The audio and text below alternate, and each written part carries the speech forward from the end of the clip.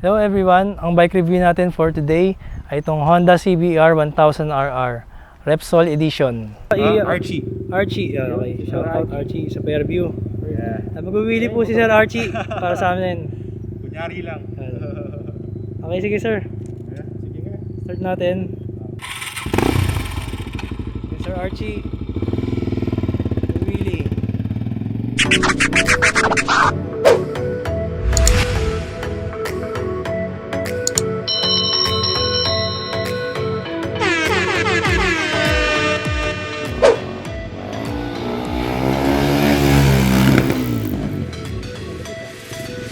Ayun, ang malayo eh, no?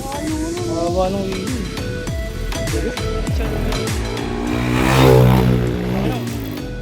Ang mutik pa ako tama.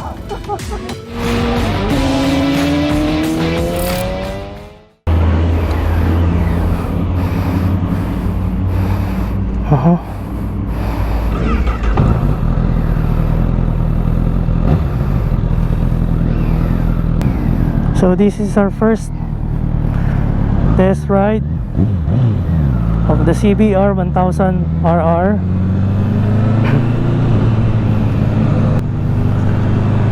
So my first impression, maliit, mukha siyang maliit, para lang siyang 600. So it's like you're riding a 600 sport bike.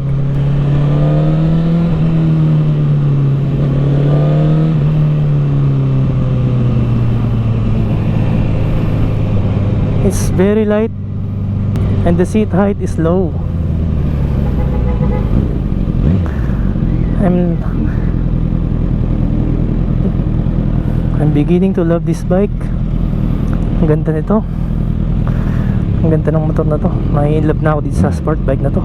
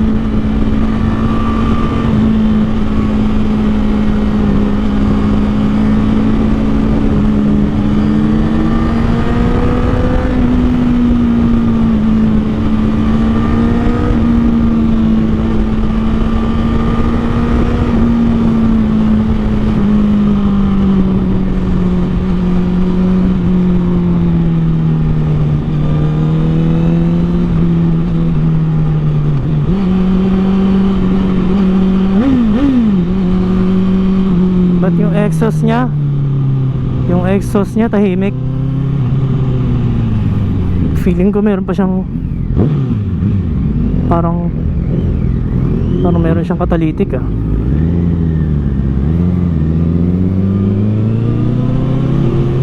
tahimik yung exhaust niya.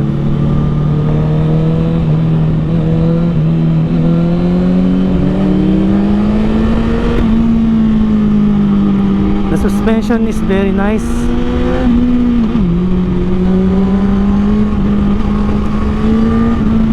Ang ganda ng suspension.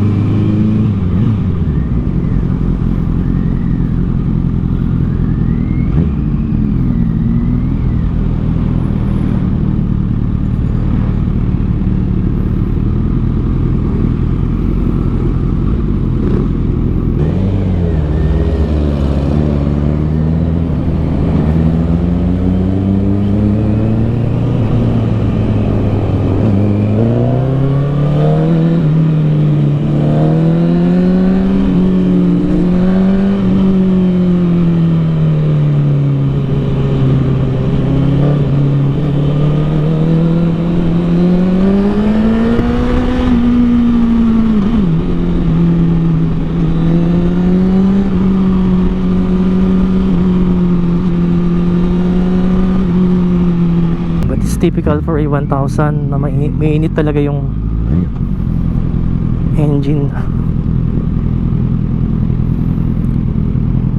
Mileage nya ayan lang, 14,790 pa lang mileage nya.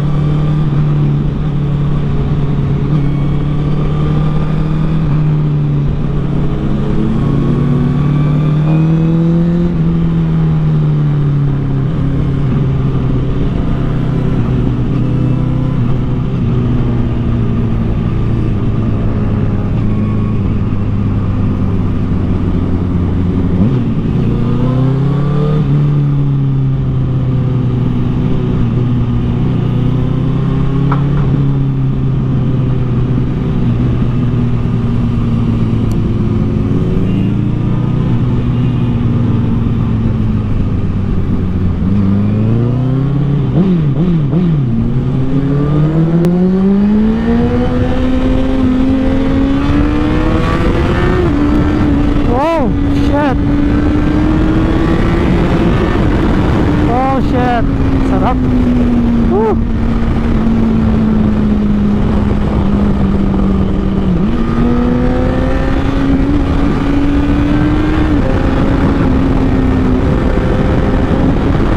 Oh shit.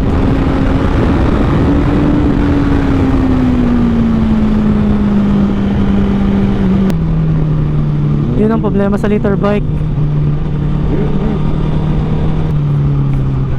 Yung paa ko para na pong niluluto yung paa ko. Yung engine heat niya lahat nasa paa ko, lahat ng engine heat niya.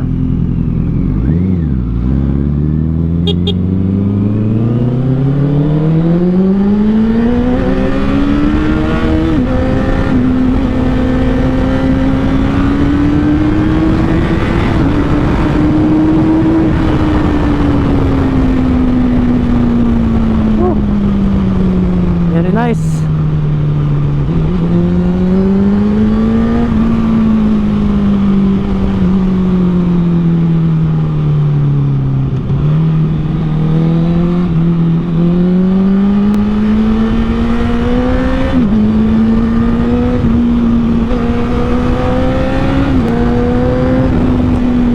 Wow. Damn, the shifting is superb. Ang ganda ng shifter niya, short shifter.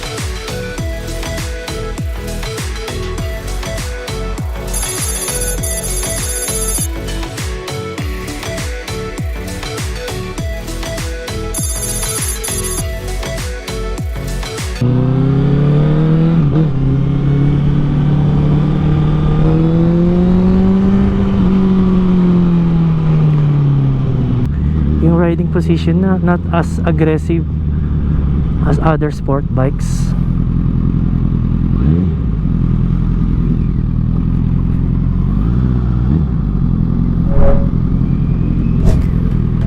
So the 2013 CBR1000RR Repsol Edition. Highly recommended lalo sa mga first time magli-liter bike dahil lightweight, compact, easy to ride, and low seat height. And of course, the looks, sobrang pogi. One of the best looking sport bikes out there.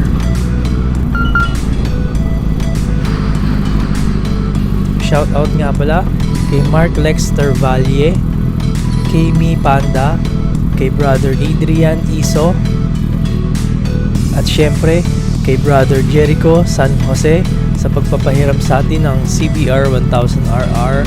Ayan, nag-photoshoot na din kami.